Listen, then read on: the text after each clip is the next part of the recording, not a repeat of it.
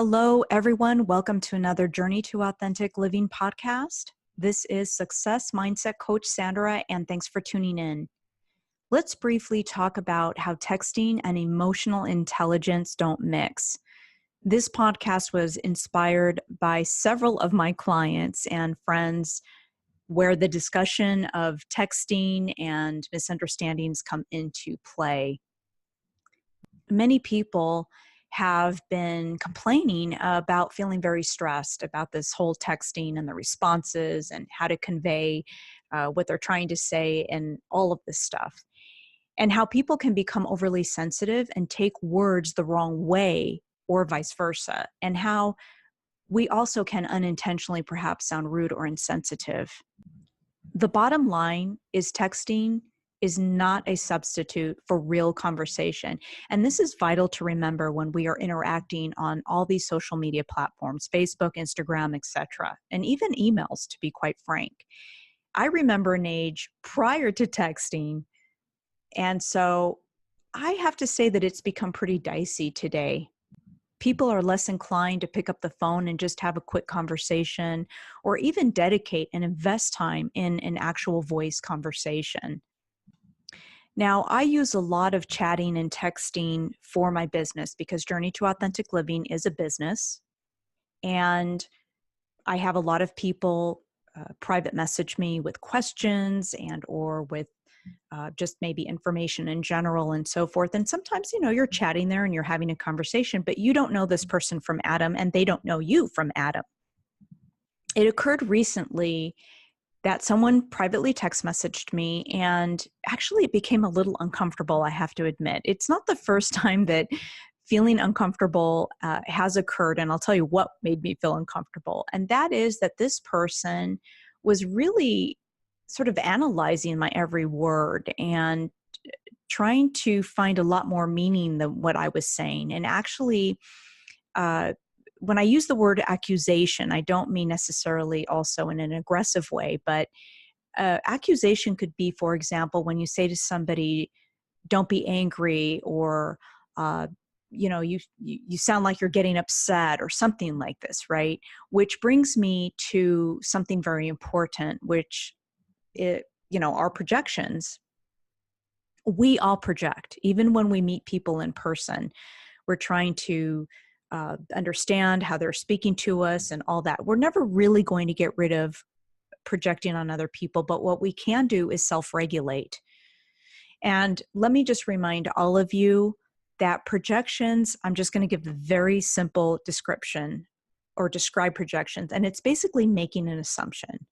So if you're talking to another person, of course you're trying to feel them out, if you will, right? But you really don't know what they're feeling. You really don't know what they're thinking.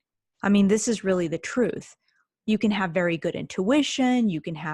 That's fine. And I'm not suggesting that we not listen to our gut or our intuition. But it's a fine line between accusing someone of feeling or saying something that really plainly is not there. And this is where questions are extremely important. I also suggest for people that believe they have very good intuition to not hide behind that and make excuses for projecting onto other people. This is a real big no-no.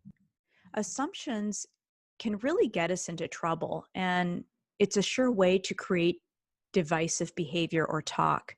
If someone has bluntly said something to you, but your filter or your interpretation is opposite of what they're saying, or maybe you think it is that way, then you're projecting. So ask for clarification to what they're saying. Ask them to elaborate so that you can understand them better and they can understand you. People do not talk or behave like us, like you, and it's naive to think otherwise.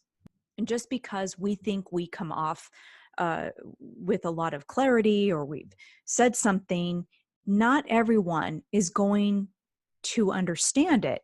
Maybe there's just something that needs clarifying, because we all process things differently. We all process information differently and at different speeds. This is part of that emotional intelligence to understand that. I mean, you don't have to study psychology or be a PhD. I mean, I'm giving you an actual really good tip, right? So this is why asking questions and for clarification is important. You may also want to understand what a specific chat or texting or email is about. What's the purpose of it, right? Is it just to say a quick hello, or is it to give information?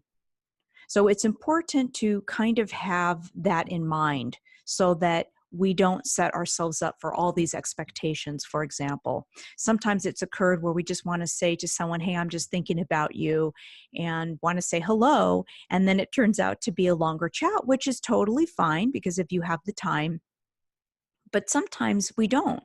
We don't always have the time, or we're not always inclined to have these really long sort of texting conversations. And it's totally appropriate to say one of two things. I don't have the time for this right now. Maybe we can connect. And, or how about if we take this on to a voice conversation, a telephone conversation, which is so much better. So what is your reason for chatting, right? I think this is extremely important, especially for the generations where texting, they were born with the texting, right?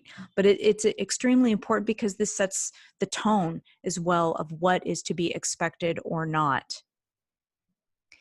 And if you notice that within the chatting is getting heated, or again, like I said, you're being accused of something. For example, if somebody says you, this is a sure way to uh, make the other person defensive. It's just kind of like human behavior. Somebody says, you're angry or don't be angry. That's an accusation, simply put.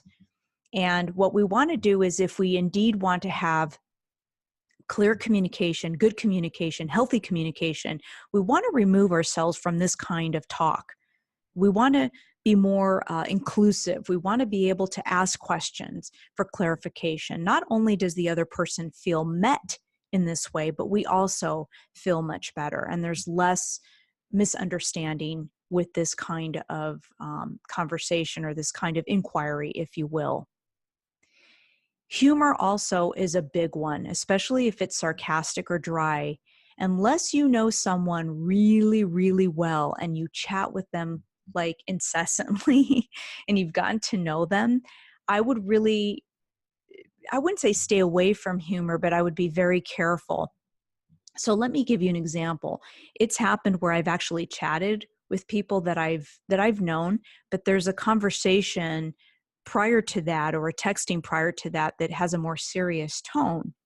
Well, if the other person injects something humorous, or might use a label to describe you, and it's really off balance, that can really come off the wrong way. It can be a turnoff. That's actually happened to me. And I've actually been able to self-regulate myself, pull back and say, okay, what does this mean? And so it's perfectly appropriate to ask a question of someone.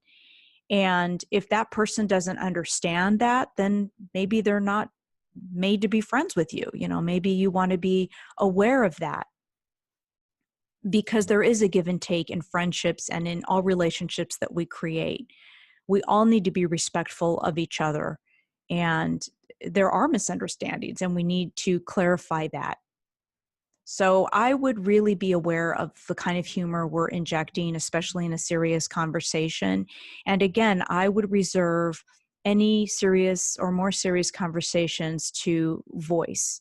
I think this is the best way to do that. And if someone continuously pushes back on that, then I don't know. I mean, I personally kind of question that myself. I don't know if I really want a relationship with someone that's just continuously chatting or texting.